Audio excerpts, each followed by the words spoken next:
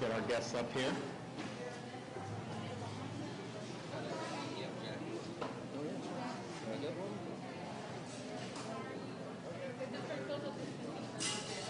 Well, good afternoon. It's wonderful to be in Boca Raton. I want to thank Home Depot for hosting us. I also want to thank Bernie Marcus, great Boca Raton resident, one of the founders here. He's done a lot for the state of Florida, a very good guy, yes, and really cares about the employees of this company. One of the things that we viewed as very integral to Florida's recovery was obviously we want to get people to work, we want to start letting people live their lives, but we want to make sure that we were continuing to push forward on increased testing. And we've done that. I think if you look now, Florida is close to 1 million test results. I think there's another 40-some thousand today, so we're going to be pretty close to that. It's interesting, if you look at the different states in terms of the number of cases, the state that's right above us in the rankings is Michigan. They've got several thousand more cases, but we've done 400,000 more tests than they've done. And you look right below us, Maryland, they're only like a quarter or 30% of our size. They've got 3,000 fewer cases, but we've done 600,000 more tests than Maryland has done. And so this has been a priority for us, and we think it's really, really important. Over the last 12 days, each day's test results, we've had more test results over the last 12 days than we did in any other 12-day period, but the percent of tests that come back positive for our new cases has ranged between 0.67% and 3.3%. And so that's a good sign. That means 99 to 97% of people who are testing are coming back negative. And there were a time throughout the country where you had half of the test takers were coming back positive. Never in Florida, but in some of the other places. So we're going to continue to do it. But one of the things that we have found as we have set up a lot of drive-through test sites, of course we did in Palm Beach 2 sites, Broward, Dade, where we had most of the cases, but also in places like Orlando, now Brevard County, Jacksonville, the Florida Panhandle, Sarasota, Bradenton, Fort Myers, Tampa. What we're finding is that we have the capacity to do at least 10,000 tests a day just from the drive-through sites, but yet we typically only have demand for about half that much. And so we've told people, come if you want to get tested. It doesn't matter your age, as long as you're an adult. If you're a kid, you got to have your parents' permission. It doesn't matter even if you have symptoms. Obviously, if you have the coronavirus symptoms, you probably want to get tested. But please come out and get tested. And we haven't been able to get enough demand to fulfill that. So we're going to continue doing the drive-through sites because I think they're important for people. But one of the things that we've now done with Jared Moskowitz's leadership is walk-in sites, particularly in underserved areas. And so we have several here in Southeast Florida, well, a lot here in Southeast Florida, that's been really good for communities that didn't have access perhaps to the same amount of medical services as some other parts, particularly counties like this that have, a lot of places that are very affluent.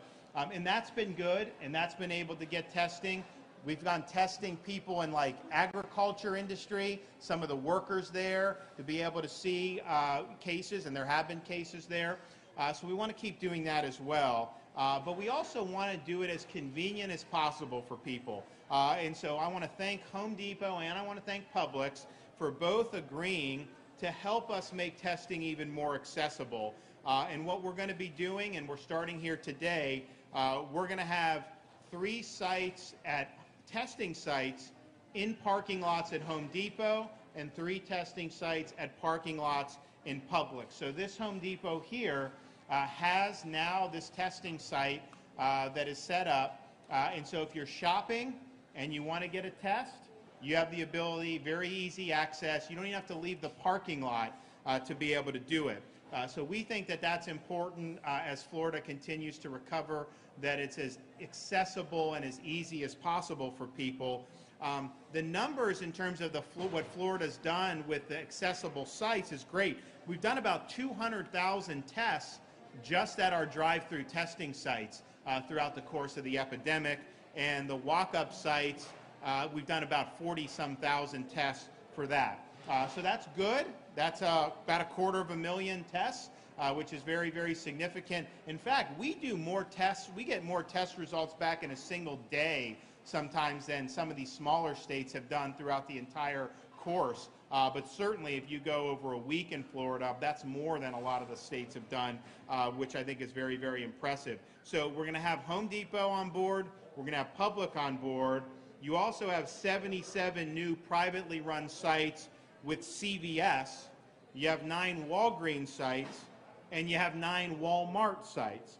So as the demand has gone down for our traditional drive-through sites, perhaps as people are shopping, they have the ability now to get tested. But we're not going to take resources away from the primary focus of testing, which has been, for us, our staff and residents of long-term care facilities. The state of Florida, through our National Guard strike teams, we've tested close to 100,000 residents and staff members at long-term care facilities. Of course, Florida has over 4,400 long-term care facilities. By doing that testing, you've been able to identify outbreaks before they've spread wider. You've even been able to have time where just one staff member comes back positive and you can isolate them. So we believe that that's something that's very important to continue to do going forward. I know local leaders like Mayor Kerner, Mayor Singer, they understand the long-term care facilities, the risk that you have in those facilities in particular. And the reason why you have more risk there is, one, because you have more elderly population, mostly have underlying existing health conditions, but then you also have an environment where the virus can spread rapidly, close quarters, you have a lot of contact, and so if you have a staff member introduce it asymptomatic, it can spread quickly. So we've got to keep doing this and do the periodic testing of staff, testing the residents, because that's really the best way that we can help save lives. This puts the risk in perspective in terms of with our long-term care facilities. The state of Florida has had more COVID-related deaths in the age 90 and above bracket than it's had in the age 65 and below bracket. And that is pretty stark. So we've got to continue to do that, and we will. I also want to announce today that, or just remind people that we need to be preparing for hurricane season. Jared has been working on a lot of different things. Obviously, how you do certain things with evacuations, if we have the virus still prevalent in the community, is something that is going to have to be a big part of that. But we also want individual Floridians to be prepared. So it's great to be here at Home Depot. I know Floridians have been packing Home Depots throughout this mitigation period, but we're officially kicking off the Hurricane Preparedness Tax Holiday, which begins today and extends through Thursday, June 4th. So please take advantage. If you need flashlights, if you need batteries, if you need generators, any other materials through this period, it's all tax-free. And we want people to plan, have a plan for their family, prepare, and hopefully we get spared having major storms hit the state of Florida. But as we know, going through this every year, you've got to be prepared for the storms to come. And if you're prepared, then you'll be able to weather the storm effectively. So I want to thank Home Depot again for having us here. I really appreciate the legislature passing this holiday last year. I'm glad I was able to sign it into law. We're going to do that again for next year as well. But if you need those supplies, now is a great time to be able to get it. Let's prepare for the worst, but hope for the best when it comes for hurricane season. I want to invite Jacob to come up with Home Depot. I think he's got something for me, which I appreciate. Then maybe if you want to say a few words. All right, so first, good afternoon, and thank you all for coming to the Boca Home Depot. And I want to thank the governor for, one, attending this event, and then also growing the support we have in the relationship with the state of Florida and the micro testing sites that he has given us the opportunity to set up. So customary when we have a visitor come to the Home Depot, we deliver an apron that is specific, that was made here at the Boca store. So it represents the state of Florida, but the thing that I want to call out the most is the United States Navy. And so On behalf of the 35,000 Home Depot associates in the 169 locations, we would like to say thank you for your service, sir. Thank you. You got it. You got it.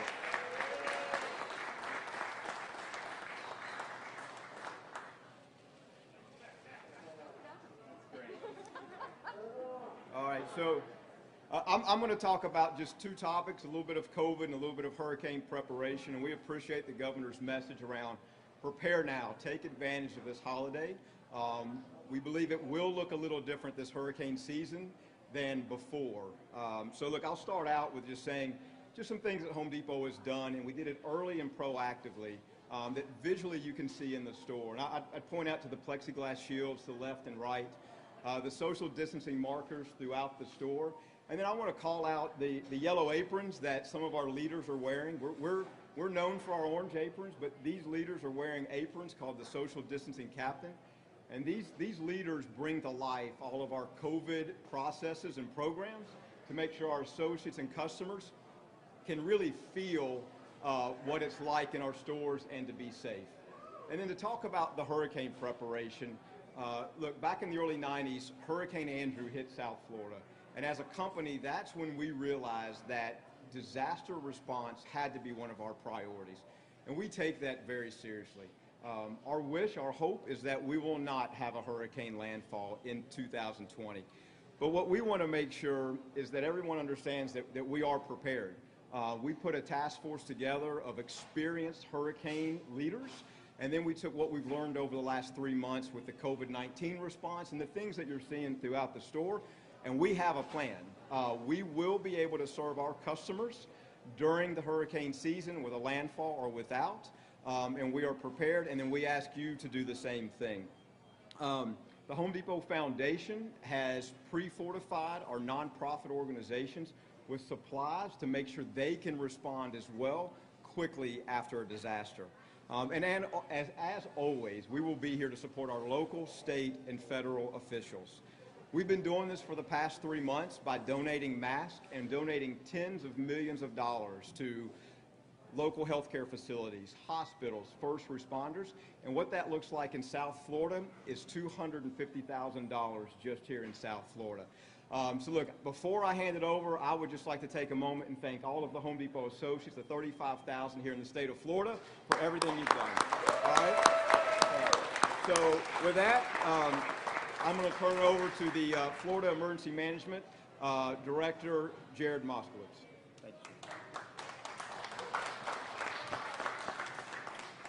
Thank you, Governor. Thank you. I want to thank the two mayors behind me for their assistance, and I want to thank Home Depot and Publix for helping us start these microsites. So as the governor talked about, obviously we've been doing a significant amount of testing here in the state of Florida. Obviously the first mode of these testings were these major drive-throughs so that we could get a lot of throughput. And then we opened up those walk-ups that the governor talked about because there were communities that didn't have access. And we now have over 16 of those walk-ups all over the state of Florida. We then went into places like Immokalee and Indiantown to make sure that those folks had access to testing. And so we will continue to go wherever we need to into whatever neighborhood doesn't have access to make sure testing is accessible, because testing is free. And so the division will continue to do that. One of the things we realized, obviously, is that as we get to reopening, we started to see a decline in people coming to these testing sites. And so as we're getting back to regular life, we want testing to be more accessible, as the governor was talking about. These sites are not meant for people who feel sick. If you feel sick, you have symptoms, we're not asking you to come drive here. We want you to go to the testing sites we've set up. But if you're out shopping, if you're out back in society, and you just want to get a test, you want to know for sure, we want to make it convenient. And that's the whole point of these sites. These are retail sites. And we'll see what kind of data we collect. It'll really give us an idea about people who might be asymptomatic, and that will be interesting. We'll help inform people at the Department of Health. And as far as your workers are here at Home Depot and public, essential businesses, they have access to testing now every couple of days so that you guys can feel secure in what you all are doing.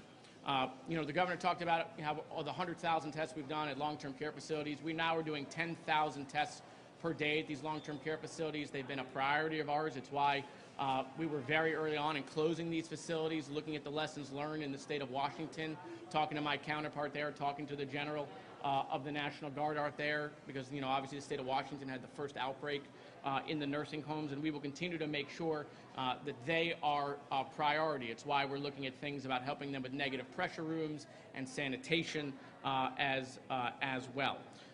And so, just last week we opened up 6 new walk-up sites in Opelika, Daytona Beach, North Lauderdale, Miramar, Sarasota, and one right here up the road at FAU.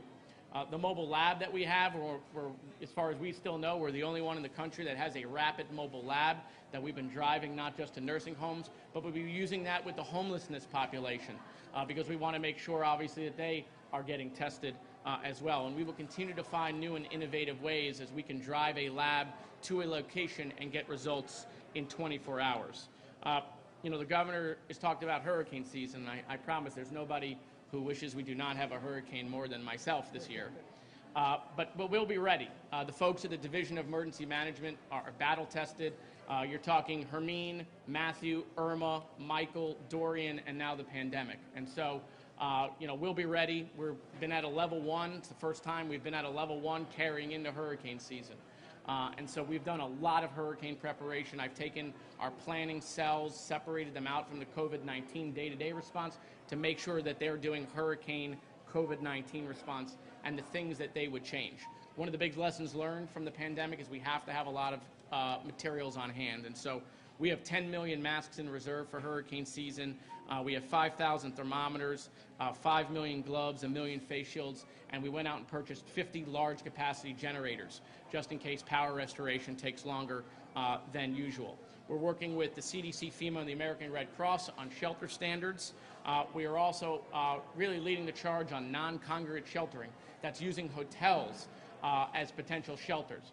So we've compiled a list of 200 hotels that have signed up to do that. We're going to continue to add to that, and we will provide those to the counties because, as the folks know behind me, evacuations and shelters happen at the county level, but we want to make sure that they have the tools available, whether they decide to use those tools, those non-congregate shelters for COVID-positive people only, for seniors only, or people with underlying conditions, or just general use. The folks behind me will make those decisions, but we want to give folks options because the most important thing, in my opinion, going into hurricane season is that if you live in an area and that area is not safe for you with a hurricane approaching, we must make sure that you feel comfortable to leave your house and get out of harm's way. And we got to have that confidence that we're providing a safe place to go. We can reopen everything, but if you don't have the confidence to go back out, you're going to stay. And so we'll continue to make sure that we're mitigating those risks as we go through the remainder of the period that we're dealing with COVID-19, and obviously as we get into hurricane season. We talk about know your zone, know what evacuation zone. We also want you to know your home, especially in the June and July period when maybe our storms are not major hurricanes like the August and September period. And that may be because if your home is safe for that hurricane approaching, sheltering in place may be the best option for you. And the folks, again, behind me will make those decisions. So if you live in a newer structure or newer house that has more up-to-date code and we're not dealing with a major hurricane, perhaps staying in place is the best case scenario for you. We want to make sure you have 7 days of supplies. Now's the time to go do that. Let's not rush to the stores, as we get into a hurricane, with a hurricane approaching. Let's make sure we're being proactive because, as we know, supply chains, because of the pandemic, have been difficult. So right now is the time to do that in an orderly fashion and prepare and get 7 days worth of supplies. As far as the sales tax holiday, you can go and get the full list at floridarevenue.com/disaster prep, floridarevenue.com/disaster prep, so that you can see the full list of supplies that are available tax-free. I want to thank Home Depot again for their partnership, and Governor, thank you. And let me introduce the Mayor, Dave Kerner of Palm Beach County. Thank you. Thank you. My name is Dave Kerner. I'm currently serving as the Mayor of Palm Beach County. I'd like to take this opportunity.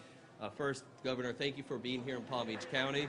We appreciate your leadership, and I want to talk about that for just a moment, and also to Director Moskowitz. These two individuals and these two leaders have led this state through one of the most challenging chapters of Florida's long history. And while we do have a long road ahead of us, we are well prepared and we're under great leadership and we're well resourced. And this is example A of that. We're, you know, a little while ago, the governor moved the state of Florida into phase 1, and we appreciated the deference that you gave the urban counties in South Florida, Governor, Miami-Dade, Broward, and Palm Beach, by separating us out from the rest of the state, because we do have very particular and special needs with the population that we have down here. And there came a time when, with the backing of my colleagues like Vice Mayor Weinroth and the members of the Board of County Commissioners, that we contacted the governor's office and we said, we would like to move into phase 1. We think we're well prepared. We don't want to let you down, and the community doesn't want to let you down. And you took a chance on us, Governor. You trusted us, and I hope now that you're back here in Palm Beach County, several weeks after phase 1 has reopened, that you have as much confidence in our community to do the right thing and to stay safe as we have confidence in you and your leadership, sir. And also, Jacob, thank you for that very incredible gesture, both to the governor and to our community, and for embracing a testing site here at your facility. But your employees, your workers, are heroes as well, and they have reemerged into this new society. I think this is the best case example of what is happening in South Florida, how serious we take social distancing, how seriously we take keeping our vulnerable populations healthy, but also getting back into the economic swing of things. There may be a little less demand for testing right now, but there is an immense demand to get back to financial stability in this county, and through the leadership of the governor and DEM, we've been able to find that balance and keep our constituents safe. So there's nothing that I could say that hasn't been covered by our governor and our director of DEM. It's an honor to have you here again, sir. Thank you for the leadership. And to the community, we're doing a great job. The numbers bear that out. That is the work product of the people that live here and call Palm Beach County home. Continue to stay safe, continue to make Florida proud, and before we know it, this new normal will be something that we've embraced fully and will show great effectiveness in keeping the public safe. Thank you again for having us here today.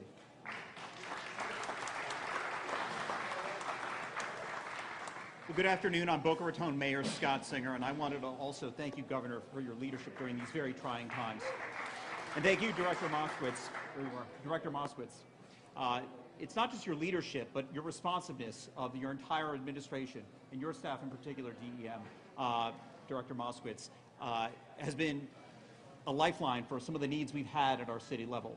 Our city is just one of the many who've reached out and gotten responses when we needed, whether it was for smaller things like small business issues, or a very hyper-specific issue on our intercoastal waterway, or the bigger announcement last week with testing and a new testing facility at FAU. And that's why I'm so glad to be here today, as I was last week, because testing is going to be essential for the health, security, and safety of our communities, our neighborhoods, and to enhance our recovery. So we're grateful for all that you've done, all that you're going to continue to do, and thank you for your kind words and smart words to everyone to be prepared. This has presented a number of challenges at the local, county, and state levels, but we're very grateful for the collaboration we have from our state, from our county. Thank you both. And at all levels, people working very hard to keep all of us safe. And thank you, everyone in the audience. I can see the many masks here. Continue to take precautions, continue to prepare for hurricane season, continue to be safe. Thank you again, Governor, for your leadership and all your efforts.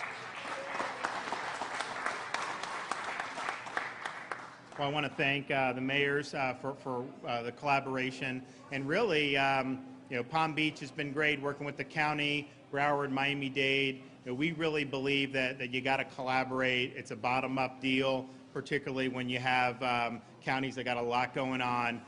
We understood that what would be right for Northwest Florida may not be the same for Palm Beach, and I think that was the right approach. I'd also just like to point out, Jared mentioned the mobile testing lab that we did, and this is another example of Florida really innovating and leading the way nationally. We set the lab up, as Jared mentioned, it's mostly for long-term care, homeless, things where you really need to be expeditionary. But for the space launch on Wednesday, the White House asked us, could you test everyone who's going to be anywhere near the president? So Jared set it up. They think they did 75 tests of people who were going to be in. The White House physician was so impressed with it, he went in and got the schematics, and asked for the schematics, was taking notes. They're going to recommend that every state do something like we did with outfitting this RV. And so I just think that that's good. And it builds off some of the other things. Recently I was in Central Florida with Vice President Pence delivering PPE from HHS to a long-term care facility. Well, Jared has been sending stuff to long-term care facilities for months because we understood early on, yeah, the hospitals need it, the healthcare workers need to be protected, but if you give it to the folks at the long-term care facilities and you stop the spread there, that'll prevent more people from ending up in the hospital to begin with. And so as of this point, we've sent over 11 million masks just to long-term care facilities in the state of Florida. Jared's now sending hundreds of thousands of more gowns. We've done 500,000 face shields, over 1 million gloves. We were doing that. I went into the White House and did the brief with the president the one day, and so as we did that, then you started to see FEMA and HHS follow suit because they understood. So I really appreciate the way Florida has really innovated and led the way on some of these important issues, and we are hoping that this launch happens on Saturday. We were all very excited for Wednesday, but these things they made the right decision. But we're on the cusp of, once again, sending American astronauts to space, launching from American soil by an American rocket. And if we're able to do this, the next stop is to the moon again, and then the stop on that is to Mars. And I think the collaboration between the federal government and some of these great new companies is the way to go. And Florida is really going to be at the epicenter for this innovation. And so we really hope that there's a successful launch on Saturday. I know a lot of people were tuning in, so let's keep our fingers crossed. It's going to be a jump ball again, it looks like, with the weather, but hopefully we're able to get it done, and I know a lot of people will be happy. And with that, I'm happy to take a couple questions. Governor, will you extend the moratorium on evictions and foreclosures? I haven't decided yet. And when will you decide that? It's coming up.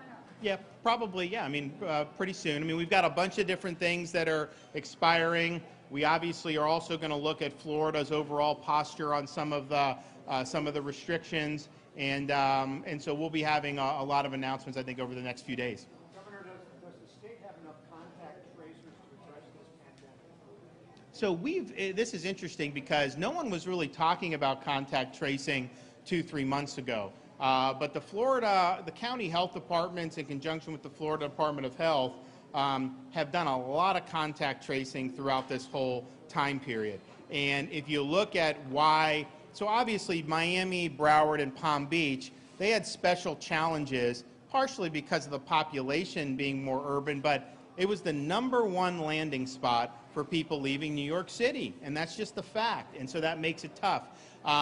They were still, though, during that, doing contact tracing. Now, once the epidemic spreads enough, the contact tracing isn't going to be enough to contain it. But we had a lot of counties in the state of Florida throughout March and April where they were doing contact tracing, and they helped contain. Now, these are not as populous counties as here, but if you look at places like Panama City, Bay County, some of these others, they had very modest cases, and part of the reason is because you did do that.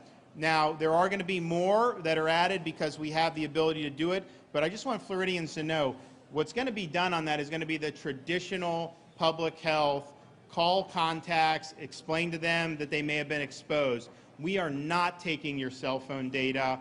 We are not doing any surveillance. I think that is way overboard. I think that would absolutely be abused, and so we're not going to do that. We are going to do the traditional methods, which have always proven to be effective, and you'll do it. Part of the challenge, though, is this is not like MERS or original SARS, where you would only be contagious once you really started showing symptoms. Here, you have people that get infected that don't even know they're infected. They're people that never develop symptoms, so contact tracing asymptomatic carriers is very difficult. So contact tracing can't do it all. What it can do is when there are discrete outbreaks, be able to have people there, do the public health measures, follow up, and then contain it. And so a place like Palm Beach, you wouldn't be able to contact trace the whole county, but if you had an outbreak in Wellington, then you can go and do it. So there are more added. We got a lot of CARES Act money. That's part of what the Department of Health is doing. But one of the unsung stories about this whole epidemic in Florida was the extent to which the county health departments, in conjunction with the Florida Health Department, did do this shoe leather work. and they did help contain the epidemic throughout the state of Florida from what it otherwise would be. Will the state be expanding the window for evacuation? More than 1 million claimants have been paid. A DEO representative during the lawsuit hearing yesterday even said that he wasn't sure how many of them have been paid in full. While some people have not been paid in full, when will everybody's problem be resolved? Well, if you look at the unemployment numbers as of the end of April, we were a little over 1 million. We've done a little over 1 million individual claimants, paid out over $3.5 billion. That's more in like the last 8 to 10 weeks than the state paid out cumulatively over the previous 5 years combined. And so you're seeing people get paid. You also have a situation where, obviously the system was, it broke at the beginning of April, end of March. So you actually have people who have now gone back to work who are still getting paid. They're calling saying, hey, I don't think I should get this. And we're telling them, well, actually, you were eligible for these 4 weeks, and so the payment reflects that. So those payments are coming in, and it's just a matter of how it's gotten processed. But I can tell you this, the fact that we have over 1 million is very important, because when this system broke, it was a really difficult situation for a lot of people, and I surged more resources than we've ever done on any domestic issue, I would argue, because I said other than the health, it's our top priority, and so they've been able to do a lot of really good things. So that's going to continue going, and they've been going back and working on, did someone fall through the cracks? Are you making? They've made thousands more calls to try to figure out if someone just needs to tweak the application. So they're being proactive about it. They've worked really hard. We got to continue to do it. Look, this system, I've analogized it to like putting a jalopy on the Daytona 500 track. It just wasn't built for this. And there's obviously an investigation of why the state would have paid so much money for this 4 or 5 years ago. So you're getting under the hood of that, trying to create a really good engine, and they've had some success in doing it. But it requires constant upkeep to be able to do it and process the money for folks. To be announced, yeah. So we're working with Publix and Home Depot. They will announce those. I would imagine you're going to see probably several more in South Florida. Yes, sir.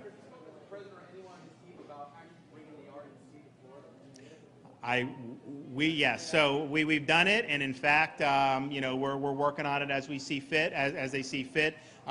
We want to host it. I think late August. We're going to be ready to do that, and obviously, his government can tell us what we need to do to make sure it's safe. But I think we should do it. It'll be a huge economic boon for the state, and I think that they're losing patience with North Carolina. And if they don't get answers, that at least the state will work with them, then I think they are looking elsewhere. And of all the states that have put up their hand, and there have been a lot of them that want it, but I think we would be the most natural landing spot for it. So I think you're going to probably get an answer on this within the next, probably the next week, because at some point you got to either pull the trigger or you don't. It's going to take time for people to be able to get in place or whatever. But I think it would be good for Florida. I also think it's good for Florida. If you notice, we may be the home for the Major League Soccer out of Central Florida. May even be the home for the National Basketball Association. I know they're working with Disney. I've made clear we want to have it. We think it's important for the psyche of the state and the country to get sports back online. And so I think that would be great. If you look at the different sports that have happened since the pandemic hit, you have UFC, Ultimate Fighting was done in Jacksonville. We work with Dana White to get them there. WWE has done their Orlando training site to film their things, including WrestleMania. We had 2 charity golf events in the state of Florida, one in Juno Beach in Palm Beach, the other in Hobe Sound, which was on Saturday or Sunday with Tiger Woods. They raised $20 million for COVID relief efforts, and we were happy to have that take place in the state of Florida. And we're also looking to do some racing, some NASCAR very soon. So I think that these are good things, and I'm looking forward to working with folks who want to get back to work. Given coronavirus, is the state going to be expanding the window for evacuations, ahead of a potential hurricane? I don't know if that means, opening the congregate shelters or hotels earlier and kind of expanding that window for people to... So I think, Jared can probably speak to it. They're looking at doing different things, but I think as he mentioned, based on the construction of your home, if your home's new and you're in a certain zone, given various risks, it may be better to stay at home, and that'll be something. It's not going to be the state dictating. It's going to be us working with people like Mayor Kerner on our best information, their best information, and then making a call in an intelligent way. We also are obviously preparing how does this look in the age of the coronavirus, but, you know, it may not be as prevalent then. I mean, you actually have people now that are saying, in Oxford, I know they're saying, we don't think we can get a coronavirus vaccine approved by the fall. People say, why? They're like, we don't think in Britain there's going to be enough people that have it in July and August to be able to do the trials. So that, I don't know what they're seeing, but that's what they see it going down. So we'll see what it looks like. But I do think the long-term care facilities, that's very, very important, because those are the patients that are going to be most at risk. You know, if you have a situation with coronavirus. So I want to thank Home Depot. This is a really neat thing that they've had there. You've got the beach of Florida, which I think they're open in Palm Beach, right? Your beaches are open. All right, good. You got people out there. You got the oranges, Home Depot, U.S. Navy, and then the Great American Flag. So thanks, Home Depot. Thanks to all the associates at Home Depot for working so hard during this time. And then again, thank my friend Bernie Marcus for always being there for the state of Florida. So thank you, guys.